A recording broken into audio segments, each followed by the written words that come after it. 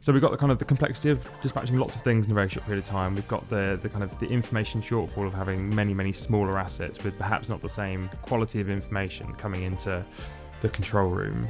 I think we also have the 15-minute rule at the moment, which is linked to kind of the typical dispatch duration of a battery.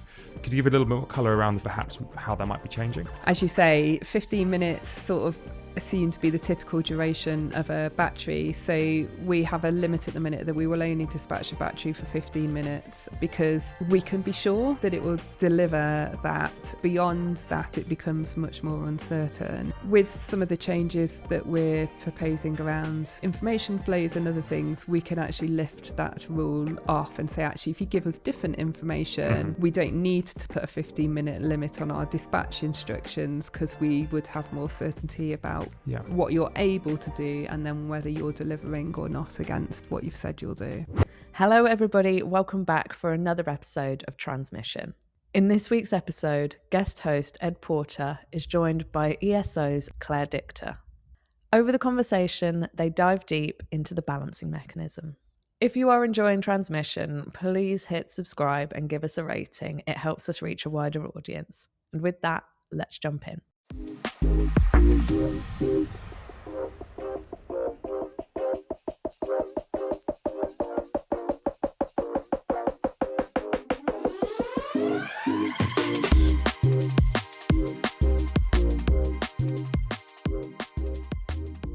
Hello and welcome to today's edition of Transmission. We are joined by ESO and we're going to be talking about the balancing mechanism and storage and the balancing mechanism. And we've been joined by Claire. Claire, welcome to the podcast. Thank you for having me. Thank you for coming on. And I think we're just going to get straight into it. So could we start off with what is the balancing mechanism and what does it do?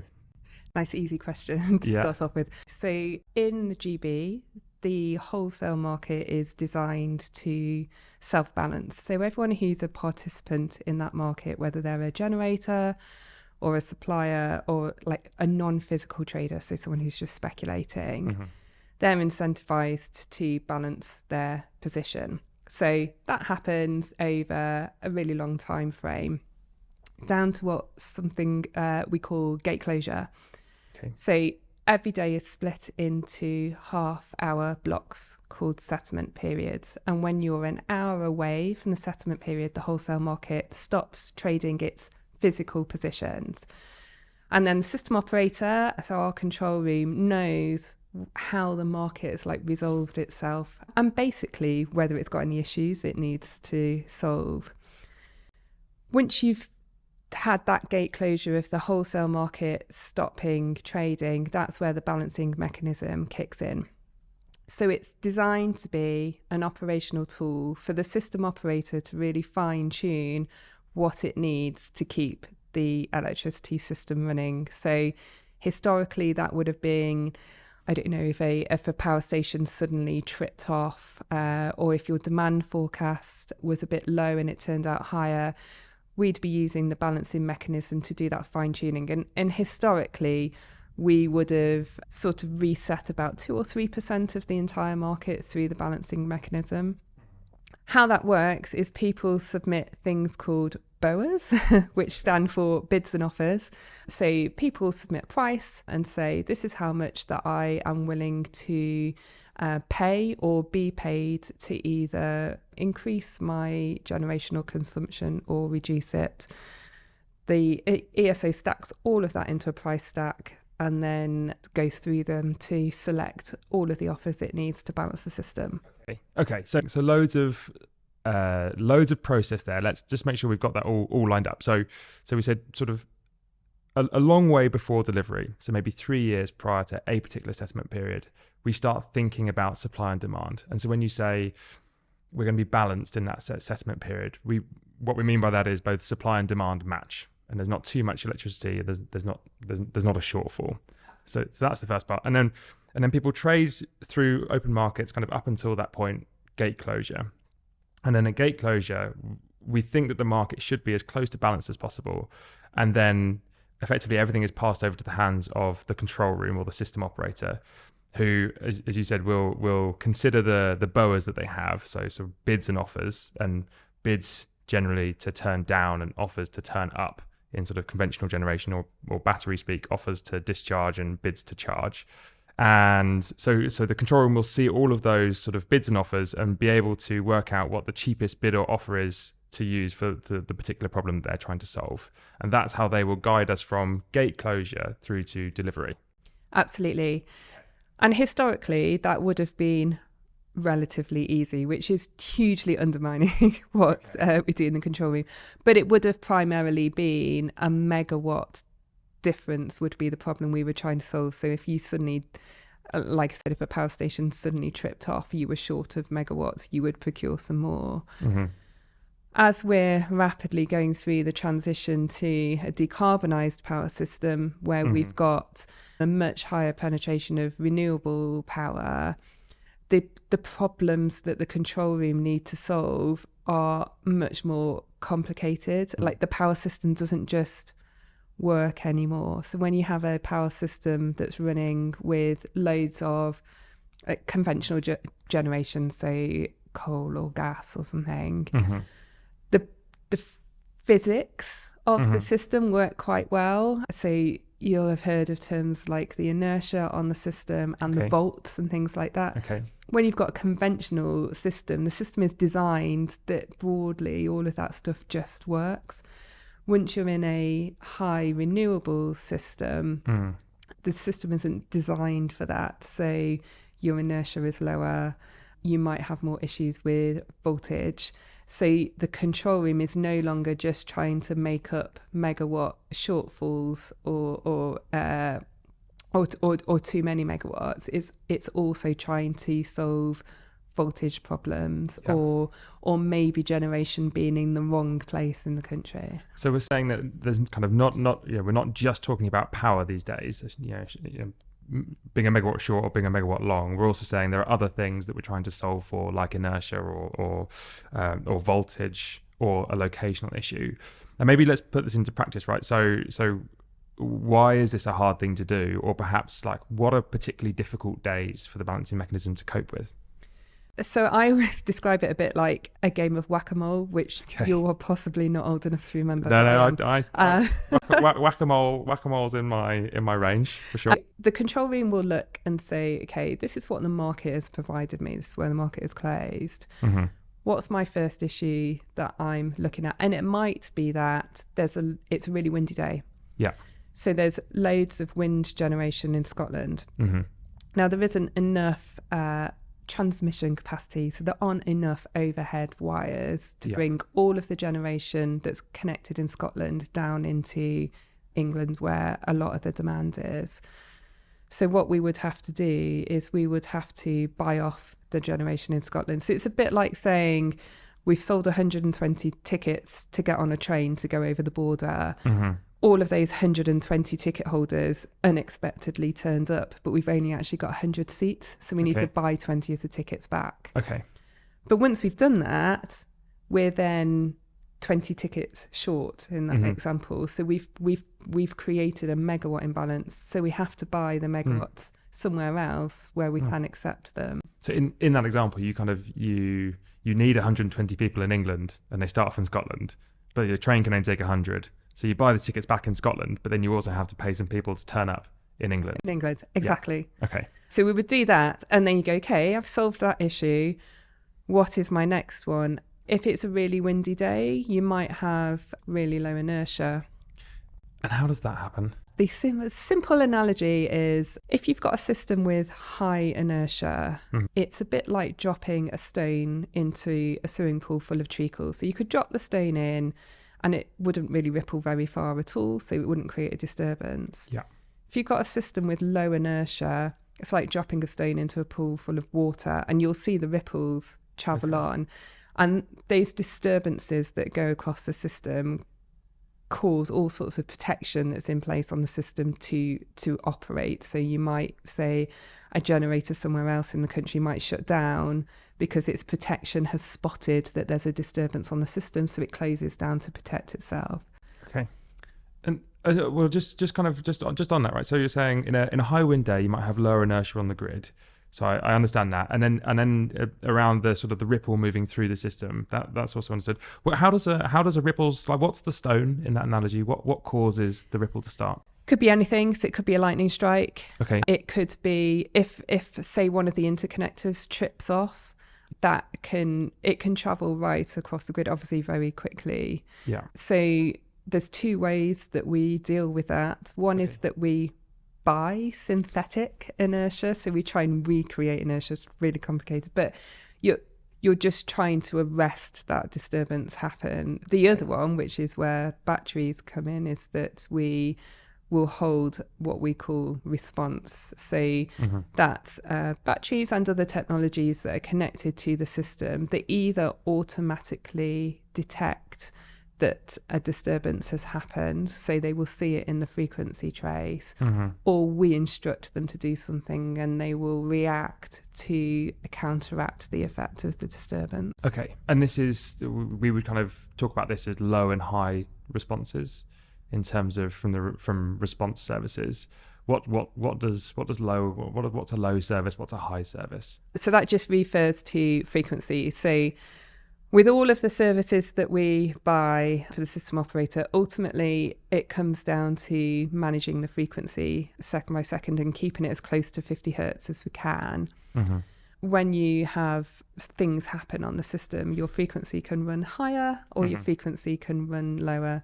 We have operational limits that we have to keep within, because once you go beyond operational limits, you can start to damage equipment that's connected to the system. So generator turbines and things can get damaged. Okay. Worst case scenario is that if you can't arrest a frequency run, you would end up with a blackout because the system would effectively collapse. Okay, and then I'm always trying to stay away from things like the system will effectively collapse in this, because in reality, I mean, that happens very rarely in a system like this because of the amount of response and reserve type services we have available.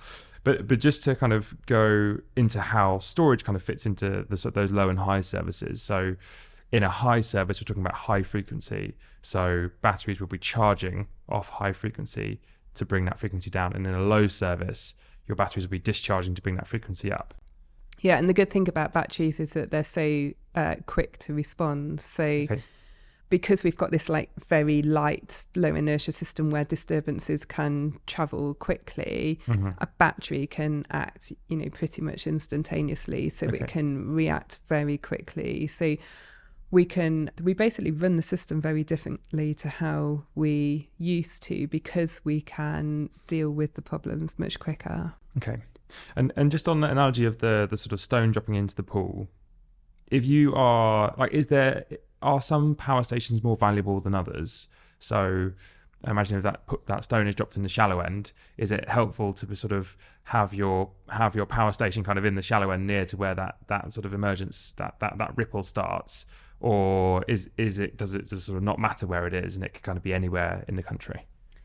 It can be anywhere. So different power stations have got different characteristics which are useful in different situations. If you have a very light, low inertia system and you have a disturbance on it, it can be felt right across the system. So it can travel very quickly, particularly across a low inertia system. And kind of, okay, that makes sense to me. And when does the control room get involved in this? So you mentioned that you can pull some levers to help to manage things like inertia, or you might be coming into the start of assessment period and thinking, okay, things aren't going to be quite right. When does the control room get involved? Because do they start just an hour out, or does planning for that start well in advance?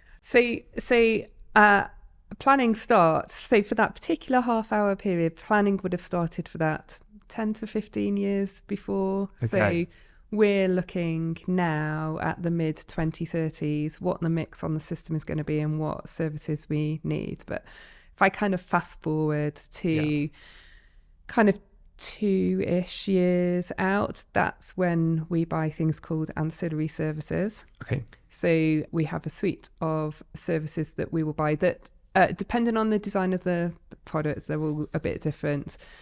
We will either buy something to help with a particular, so it might be a frequency response service, or it might be something called restoration, which is what we use if we do have a shutdown of part of the system. It's how we sort of kickstart it again. Sometimes it's more of a sort of option and exercise type design where we might buy the capability up front and then we'll exercise it within real time. Okay. So I frequency response I know, and things like restoration I understand. Option and exercise, that's maybe a new one. How does that, or what's an example of that? Yeah, so that's more of a kind of just how we design particular products. So it might be that we will buy capability to make sure it's available in the settlement period, and then the control room will dispatch it. Okay. We do that particularly for units that aren't operating in the balancing mechanism. So there are assets that aren't in the balancing mechanism that we will sort of buy them through an ancillary service, and then the control room can dispatch them. Yeah. Not through the balancing mechanism, but still in the same time frames. So I know in sort of previous winters with National Grid ESO and the control room have had access to bringing coal units back online. Is that an example of kind of the option and exercise, or is that's a different product? It is how the contracts are designed, but things like contingency coal units are completely held out of the market. Okay. So they're not allowed to operate in the market because they would distort the normal operation of the market. Yeah. We can only use them in certain circumstances, and the contracts are designed to absolutely minimise the impact on like the proper financial workings of the market. Yes. Yeah. Okay. That makes sense to me. So one thing that we have kind of just talked about a little bit here is we've talked about assets being registered in the balancing mechanism. And that brings us on to BMUs and non-BMUs. What's a BMU and what's a non-BMU? So really simply, a BMU, that stands for Balancing Mechanism Unit. Non-BMU is not a balancing mechanism unit. And they are assets that are either making themselves available to the control room in the balancing mechanism, or we procure them through a different route. If an asset makes itself available in the balancing mechanism, there's a whole process that you have to go through to be able to do that, which involves registering your assets. You have to accede to the balancing and settlement code. So there's a huge document with loads of rules in it that you have to comply with. There'll be all sorts of rules around metering data that you have to provide. And there's rules as well around communications links. So making sure you've got an appropriately secure and robust comms link that the control room can communicate with you. And so that's helpful for the control room because they can see kind of exactly what's happening on that site. They can see whether it's live, what options they have to turn it up, turn it down. What's the opposite of that then? So what's a non-BMU? So a non-BMU is a way of recognising that actually operating in the balancing mechanism can be too much of a hurdle for some to pass. Like obviously there's a cost to all of that, and it might be that you have a particular business model or you're at a particular stage in your life cycle that's not viable to do. So a non-BMU allows a route to market for an asset without passing all of those hurdles. Okay.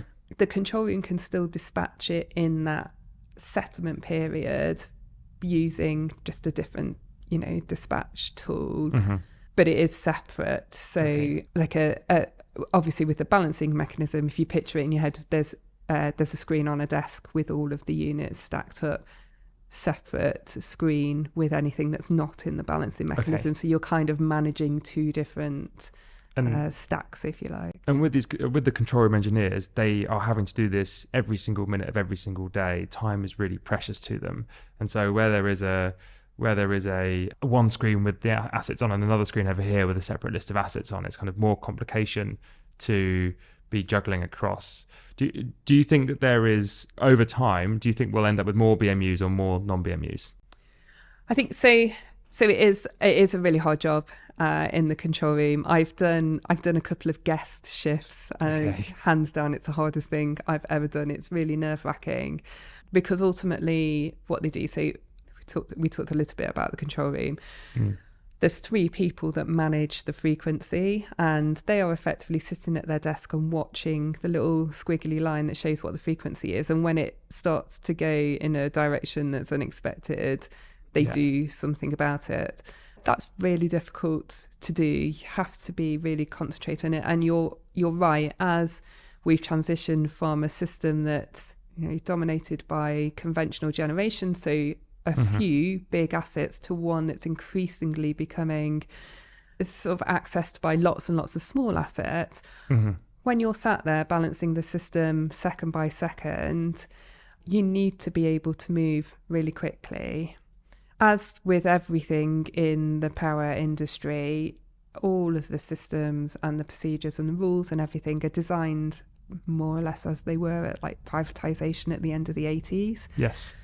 So there's a massive shift the industry needs to go on to open all of that up and kind of enable the transition.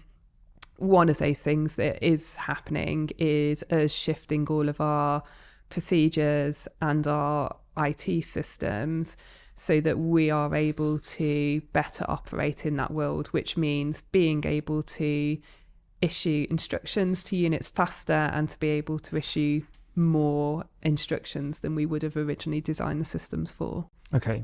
And then taking that back to kind of the like, if we imagine kind of maybe half of the assets today are non-BMUs and half the assets are BMUs, over time, as that system gets better at dispatching assets, do we think that they're like, would we expect to kind of see more BMUs coming online, or do we think that it'll shift towards kind of there being more non-BMUs?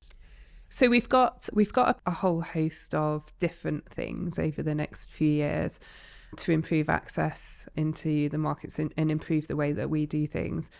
One of those is that we're actually going to consolidate effectively the list that we see in the control room. So you wouldn't see a difference between, and you'd be able to dispatch just as quickly across both of them. So taking a lot of the sort of split second decision points away from the people doing it, allowing them to sort of make a decision and then it's all automated rather than them kind of having to make 5 decisions to do something. So I think I understand. So I think you're almost saying at the moment we've kind of got 2 systems. We want to bring it all into one system, and the control room and the control room engineers just want to say, look, I just want power. In a very sort of simplistic way. I don't really mind whether it's a BM or non-BM. That's what I would like. And then it's up to the owners and operators of those individual assets to pick which one of those registrations they would like.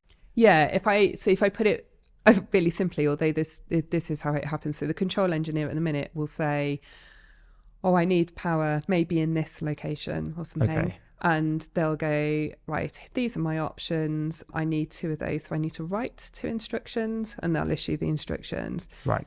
With all of the new capability that we're releasing into the control room, the control engineer will be able to go, I need this amount of power in this location, and the system will issue the instructions for them based on what's available in that stack. So it massively increases the capacity of the control room in terms of issuing instructions. Yeah, and we're gonna come back onto that under OBP in a moment. But maybe before we go, so actually maybe a silly question from me. You 3 engineers to manage frequency.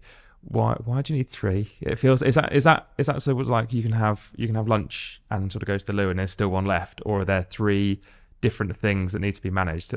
So they don't leave the desks while they're on shift unless they get covered. They can't. That makes it sound like they're chained to the desk. They're not chained to the desk, but you can't leave. You need to get someone to cover. The reason that there's 3 is it's split into the national balancing engineer and then 2 zonal engineers. One looks after the north and one looks after the south. So the national balancing engineer is ultimately accountable for frequency. So they call the shots, if you like. And what they will do is they will liaise with their 2 zonal engineers, but they'll be giving them guidance and instructions on what to do. So, maybe I'm anticipating this problem in the south zone. Can you get me X, Y, and Z? And the zonal engineer will do that. It's the same for the north. Mm-hmm. The national balancing engineer will be sat there basically watching the frequency trace. So the national balancing engineer will be sat there watching the little signal on the TV to show when Coronation Street is going to end, and they'll have something on standby to, fire up or dispatch whatever as and when that happens. So there's one national balancing engineer who oversees frequency, and then there's a north and south split where you are looking to take actions to remedy the frequency across those. Yes. That's okay. Right. Okay, I think I'm there. And no one can leave the desk, but they don't want to leave their desk. They're having a good time. Yeah. Okay, great. I think I've got it. Okay, so and then just within sort of ESO's role, you can't own batteries and you can't own assets. But if I could put a sort of hypothetical question to you, if you could magically have more of, let's say, I can a 1 gigawatt, 10 gigawatt hour battery, and you could just kind of put it anywhere you like. What would be helpful? Do you kind of think, you know what, you were mentioning the example earlier of we might have too much wind in Scotland and not enough generation in England. It might be nice to have more batteries in Scotland to help capture some of that wind, or it might be nice to have more batteries in England to kind of cover for when there might be too much wind and not enough transmission capacity. If you kind of could magically have some storage on the network, do you ever think about where it would go?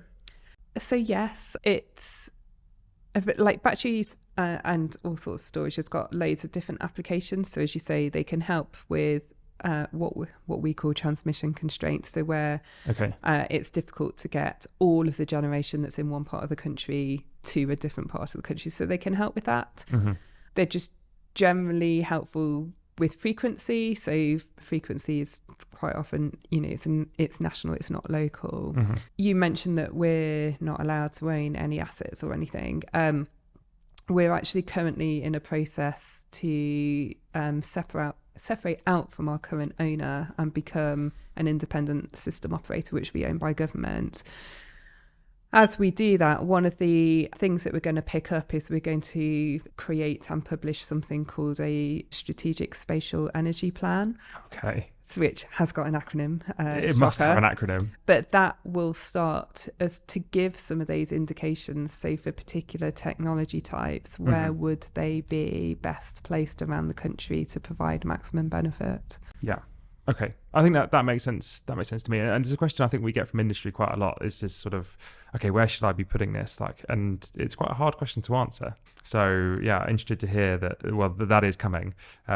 Disappointed to hear that you haven't quite decided on the acronym just yet, because that's going to be, we do need another one for sure. Okay. So then perhaps moving into the more detailed side of this. So on from kind of the general, and we've already kind of started making this change, but on from the more general kind of how does the BM work to specifically things that are happening near term. So we have the OBP coming soon, or it's already in progress. What's the OBP? So OBP stands for Open Balancing Platform, and it is, how to put it, it's starting to modernise the way that we schedule and dispatch assets in the control room. So when people talk about the balancing mechanism, they might be talking about the market. Generally people outside of the ESO are talking about the sort of concept of a market, so the balancing mechanism. But balancing mechanism is actually the IT system as well that runs it. So there's a really complicated algorithm that sits underneath the balancing mechanism, this big IT platform.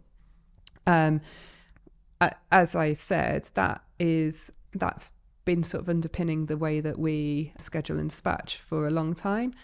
Open Balancing Platform is moving to a sort of more agile, modular system, which gives us a lot more flexibility. So it automates a lot of the things that we do manually at the minute. But it is also modular as opposed to one huge system, which means that it sets us up better for the future. So as the market continues to develop, we can update and kind of evolve our systems quicker, because it's not just one big, huge, scary thing that we're trying to modify. It's like modules that are built together. Okay, that makes sense. And I think the storage industry broadly is quite excited to where OBP might be able to bring dispatch in the balancing mechanism, because it's a new revenue source for storage in comparison to not so much new, but it might be an improved revenue source to kind of what they've seen in the past. But it's not just kind of one upgrade, is it? So within OBP, you've got things like bulk dispatch that's part of OBP and will be delivered, I think, in December of this year. But that's not the full OBP, right? So there's kind of lots of different parts of it. Yeah, so OBP is a huge program, and it will run for a few years and be sort of releasing a number of releases during that time. The first release, you're right, is this December. That's got a whole host of capability in it, but the main one that I think the sort of owners or optimizers will be interested in is this bulk dispatch tool that we refer to. So that's what I mentioned earlier, where currently we have to issue a single instruction to a single unit, and that capability that we're releasing through OBP will allow us to simultaneously instruct multiple units. So that in conjunction with other changes that are coming in that allow us to issue the instructions faster. So it takes us about 30 seconds to issue a single instruction at the minute. We have changes also going in this quarter that would bring that down to 10 seconds. Now, that sounds like not a big deal. But if you think that if we see something happen on the system and we want to instruct our reserve services, so that's kind of the capability that we have on hold that we can say, we need you now, and like go. At the minute, we can issue one instruction at a time. It takes us 30 seconds. So if we want to instruct 20 batteries, that's an awful lot of instructions that we have to write. With this new capability, it allows us to do one instruction in 10 seconds and just send it out. So that hugely opens up the route to market for batteries in that instance, because it takes away the time constraints that we have. Yeah, I think we're super excited to see that come through and to kind of track the impact that will have. Certainly, bulk dispatch should improve kind of the use of batteries in the BM. But I suppose it's not so much that won't answer all of the questions, right? Because there are other limitations to batteries in the BM currently. Yeah, so I think a big one is information. So we operate according to data. So we can see what units are doing in the sort of days gone by when we had CCGTs on the system. We still do, but when it was dominated by sort of stations the size of CCGTs, if something happened to one of them, you could see it in the frequency trace and you would see it in their real-time data immediately. So you kind of knew what was happening, you knew how to deal with it. As we've got more and more smaller assets on the system, it makes that much harder. So finding a way sort of together where we have access to the right level of information, so we get that kind of situational awareness of what's going on the system, allows us to operate it much more effectively, because if we know what's going on, then we know like what to do to deal with it. So we've got the kind of the complexity of dispatching lots of things in a very short period of time. We've got the kind of the information shortfall of having many smaller assets with perhaps not the same quality of information coming into the control room. I think we also have a sort of 15-minute rule at the moment, which is linked to kind of the typical dispatch duration of a battery. Could you give a little bit more colour around the 15-minute rule and perhaps how that might be changing? Yeah, so that's actually another link through to information. So as you say, 15 minutes sort of seem to be the typical duration of a battery. So we have a limit at the minute that we will only dispatch a battery for 15 minutes because we can be sure that it will deliver that. Beyond that, it becomes much more uncertain. With some of the changes that we're proposing around sort of information flows and other things, we can actually lift that rule off and say, actually, if you give us different information, we don't need to put a 15-minute limit on our dispatch instructions, because we would have more certainty about what you're able to do and then whether you're delivering or not against what you've said you'll do. And this feels like a win-win, right? So this feels like the control room engineer they will receive more information over a longer period of time to better understand kind of what storage can do. But also the storage assets themselves will see better and longer dispatch. And so it feels like one of those ones where when it happens, which is potentially Q1-ish of next year, kind of TBC exactly when that goes live, but that will be a big thing for storage as well as the improvements to the bulk dispatch. Yeah, I think from our perspective, so we've said that we will be able to operate the power system for zero carbon for short periods in 2025. Okay. Which is really close. Yeah. And we have huge investment coming into the UK energy market, particularly into the battery section of the market. So these changes that are coming in stages over the next sort of 6-12 months keep us on the path to being able to operate a zero carbon power system. Can't do it without batteries, and ensures that we're providing sort of open, fair access to batteries and giving those routes to market that allow people to stack up their, business cases, whatever they might have been. Yeah. So I think that's really probably the most important question, right? Which is, I think there's a lot of win-wins along the way to get to that sort of future world. How does ESO and kind of the process of change, how do they give enough confidence to those investors who'll be looking at the UK, but will also be looking at markets like ERCOT, or they'll be looking at NEM in Australia, and be thinking about where they put their batteries? How would they get confidence that coming into the UK market and being able to access the revenues through the balancing mechanism, how do they get confidence that will happen and that they should be investing in the UK? I think the UK is a massive success story for batteries. If I think back to, I don't know what year it was, a few years ago, when we introduced this brand new product called Enhanced Frequency Response, which was designed for batteries specifically. Where we've come from then, which was only maybe 6-ish years ago, to where we are now is huge. We've had such a rapid development. And we said there's a lot of battery capacity wanting to connect to network. So the interest is there. What we're doing is, both from a technology point of view, so some of the things that we've talked about, but also from a market design point of view, making sure that the routes to market are there and that they're fair and accessible, so that investors can look at the market and build a business case. Not everyone centres their business case around the balancing mechanism, right? There's different models. Yeah. So our role is to keep on top of that and keep pushing forward. So all the technology things that we've talked about that just makes the balancing mechanism fair, but actually some of the things that we're doing in market design as well. So this year, before Christmas, we should be increasing the volume of dynamic regulation that we procure, which is one of our frequency response products. That is dominated by batteries. It's just, all of these little pieces together allow investors confidence that there's different revenues that can be stacked together to create that investable business case.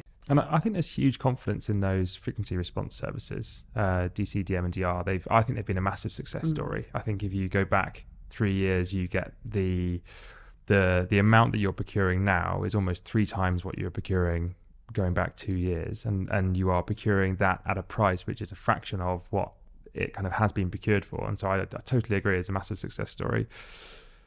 That brings us on to, I think, maybe the kind of last question of all of this. And it's amazing we've gone through an entire conversation on the balancing mechanism without saying 2 words that are skip and rate.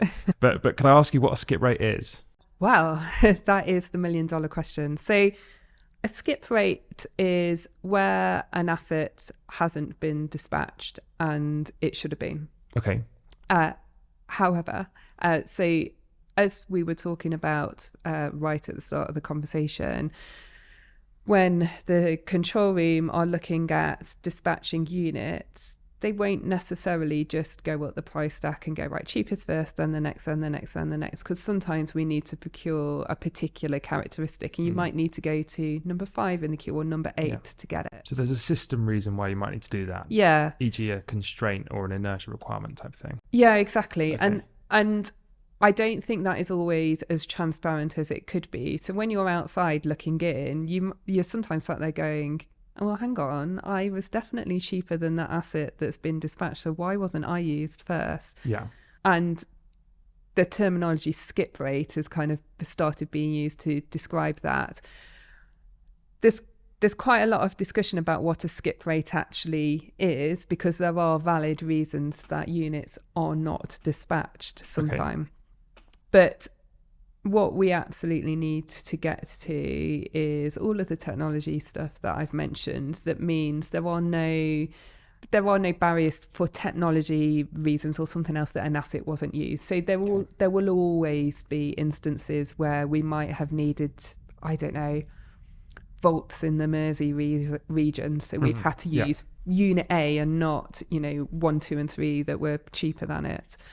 But anything at the minute that is being skipped because we can't get to it quick enough, or our procedure wasn't quite right, that will all come out with the series of changes that are coming in over the next sort of 6-12 months. Okay. And people really care about this, right? Because batteries, they're doing a lot of things well, like they're doing the wholesale trading well that runs up until gate closure, and they're doing the reserve and response products reasonably well.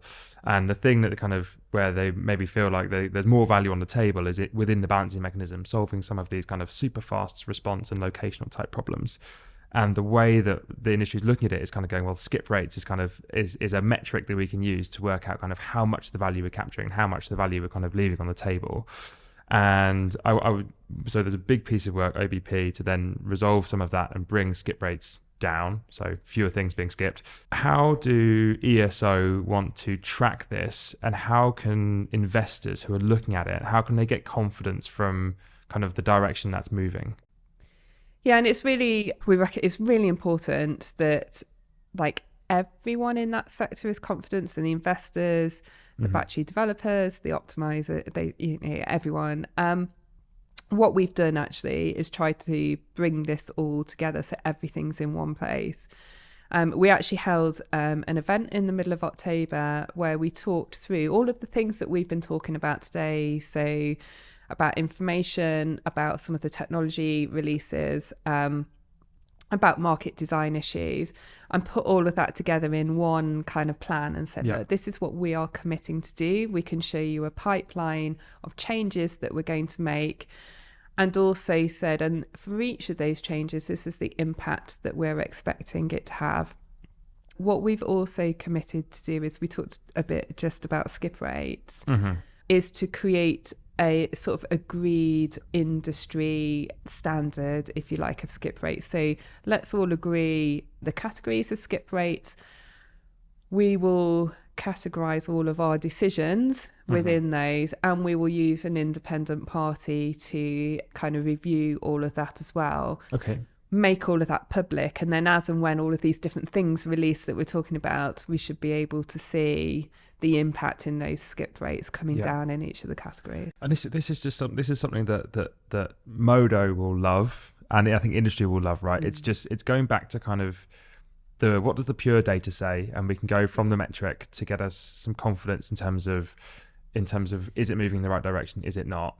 I suppose the obvious question to this is, well, if it doesn't change, what might we do? Would we kind of like, is there something that we might think about in terms of changes we might make to OBP to kind of do further improvements, or is it kind of we're pretty certain that OBP is going to solve the problem? It's just a matter of time. We're really confident in the plan that we've set out that will make tangible changes. There will always be some evolution. It's always going to be fine-tuning of, actually, if we did this or that. There's probably some market design changes that we can make as well, which are a bit more long run, because we need to do them sort of jointly with industry, not just within our four walls. But yeah, like confident that the OBP this December and other changes will make a visible difference. Okay, yeah, we're really excited to see it come through and to track it and talk about it, because if you need to check out a sort of intro to skip rates, there is one on the Modo platform, and I'm sure the slides from that BM event are also available online as well. So yeah, there we go. Good. Well, that brings us to the end of the BM and batteries in the BM, which has been an absolute pleasure. I have two final questions. One is there anything that you would like to plug? This can be personal or this could be professional. Anything you'd like to talk about?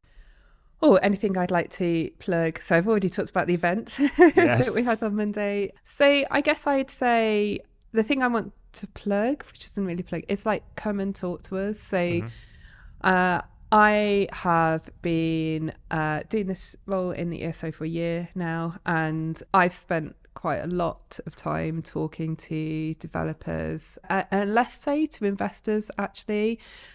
We really value just talking to people and understanding some of the drivers that are behind people's questions, like what people are actually and what they're worried about. So if I could plug anything, it would be like, come and talk to us. Okay. Like, we're always happy to talk. And how does someone do that? So I'm pretty easy to find on social media. All the events and things that we mentioned, they always have contact details on. So yeah, can reach out to anyone in my team or in national control as well. We're always happy to listen, to talk, to come and talk to other people as well. Okay. That's I think you'll have people taking you up on that. Yeah. And they already do, so that's good. And then the last part is your contrarian view. So is there something that you believe that you think a majority of other people don't? So I have to be careful with this, because I remember a few years ago standing up at a very well-known battery forum that tends to take place in the autumn and announcing that the ESO was not going to sign any more long-term contracts. Okay. And that caused a flurry of excitement. So what would I say if I was going to be contrary? Probably that things are not going to be stable. So we're in a world of change. Things are going to keep changing. So we mentioned our frequency response markets, DC, DR and DM. They're amazing. They're just getting your head around how they've been designed and how they're operating is like blows my mind. No doubt they will evolve at some time. And I guess my thing would be, change isn't scary. What's scary is if people can't see it's coming. So we're just in a world now where we have to learn that change is constant. And, you know, if you build a business case based on everything as it looks today, I can guarantee in 5 years it will look different. I think that's a nice message to end on, isn't it? It's like the control room, something we look for, you know, huge amounts of stability and certainty. It's probably a good thing that they're the ones, you know, thinking about change and how this is going to look in the future. So yeah, a good message to end on. Thank you, Claire, for coming on. Oh, thank you.